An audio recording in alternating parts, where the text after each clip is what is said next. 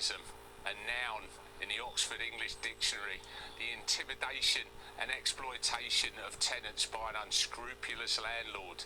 Peter Rachman, Perek Rachman from Poland, the evil devil landlord. This was the centre of his empire, Powis Square. We're here today. Obviously, it looked a lot different in those days, but this is where he got his start, and this was the centre of his property empire in West 11. And he was the only man who'd rent to West Indians, so this was the centre of the West Indian community in West 11 as well, or as it was named in Marge Brick Morrison's book Jungle, West 11.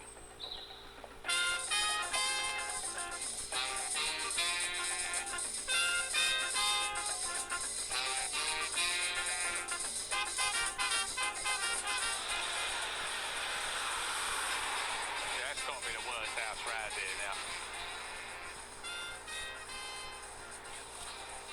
Now look at it, this is what everywhere used to look like, man. This is what, a lot of houses would have looked like this round here. It's got all that wire on the windows. I don't think anyone's living in there, man. Can't be.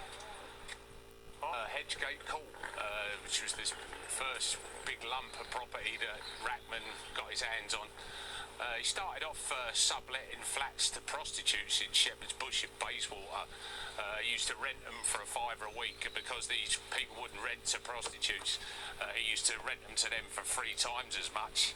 And then he fell in with all these old Etonians. Lieutenant Colonel Sinclair got hold of a lot of the Powis estate, was all subdivided. He got hold of 100 properties, and he gave Rachman a third of them, obviously taking his bit, I suppose, as well. And this was the centre of it, Hedgegate Court. He moved Michael X in.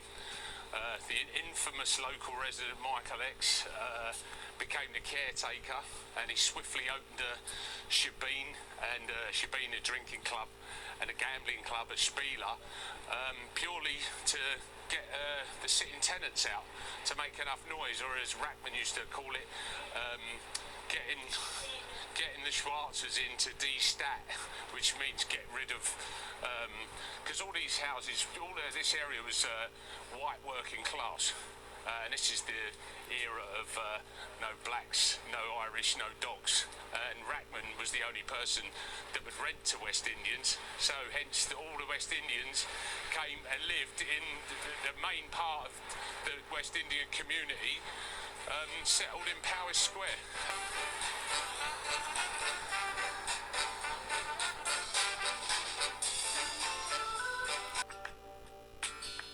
If you have heard of Peter Rachman, then you must be interested in the fascinating history of Notting Hill in the 1970s.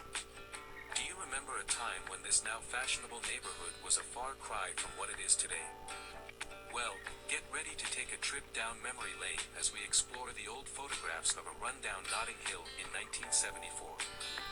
The story behind these photos begins with a notorious figure named Peter Rachman. In 1963, the Profumo affair brought Rachman's name to the public's attention. He was known for his exploitative and unscrupulous practices as a private landlord. But who was Peter Rachman, and how did he amass his fortune? Born Perek Rachman in Poland in 1919, he endured the horrors of internment by the Nazis and cruel treatment in Stalin's Siberian labor camps. After the war, Rachman settled in Britain and started his business dealings modestly. He began by finding rooms for prostitutes and later helped the Messina Brothers Vice Syndicate as an investment consultant. By 1954, Rachman had built up a portfolio of houses in Notting Hill, rented through his express lettings agency. In the late 1950s, Rachman found rooms for West Indian tenants who were struggling to find accommodation. However, he charged them extortionate rates. His letting business thrived due to a property boom and the 1957 Rent Act, which allowed landlords to increase rents. Rachman's wealth afforded him a lavish lifestyle, complete with cars and relationships with women like Christine Keeler and Mandy Rice Davies. But Rachman's empire was built on exploitation and intimidation. His rundown properties in Notting Hill were the subject of scandalous stories in the press.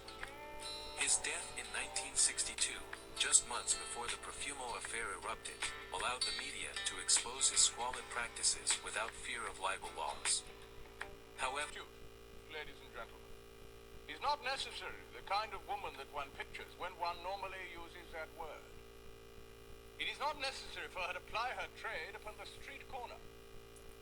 Prostitution, as a matter of law and for the purposes of this case, is where a woman offers her body for sexual intercourse, that is normal sexual intercourse, or for any acts of lewdness for money. Oh, I swear by Almighty God that the evidence I shall give shall be the truth, the whole truth, and nothing but the truth. How did you pay the rent at Comera Road? I didn't pay the rent at Comera Road. How was it paid? By check.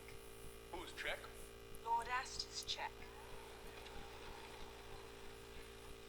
And you met Lord Astor? Yes. Who introduced you to him? Stephen. Did you have intercourse with him? Not when he paid the money. 2 years later. Were you having intercourse with any other man or man at this time? With Peter Rachman. Anyone else? David Fairfax Jr. Anyone else? Boyfriend of mine.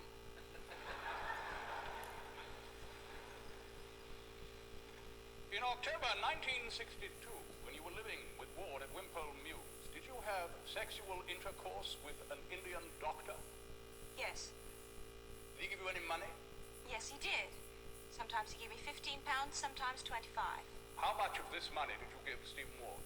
I paid the rent. Apart from the rent. Some money for the phone, about £25.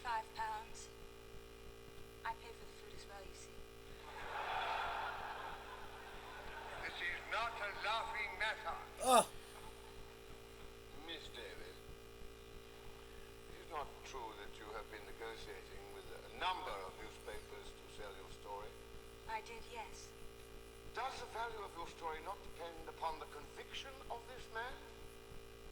No.